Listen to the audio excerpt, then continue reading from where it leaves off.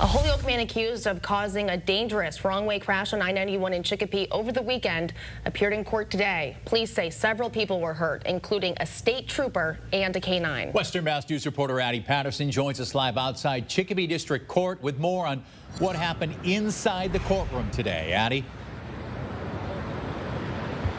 Chris and Amanda, police say it all started early Saturday morning when troopers from the Springfield State Police Barracks received several reports about a wrong-way driver headed south down the northbound lanes of I-91 here in Chicopee. The driver was 28-year-old Jose Santiago of Holyoke. State police say troopers set up a rolling roadblock near exit 9 to protect other drivers, but investigators say Santiago swerved, slamming into the back of a state police K-9 cruiser, then hitting another vehicle.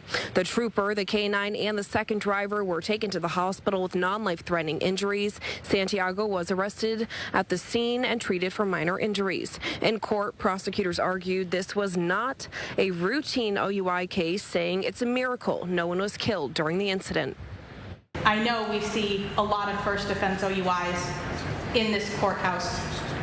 Chicopee is the city of crossroads. We have so many highways. We have so many other small intersections. We see a lot of OUIs. This is not a run-of-the-mill OUI. And the fact that nobody died is a little bit of a miracle. Mr. Santiago.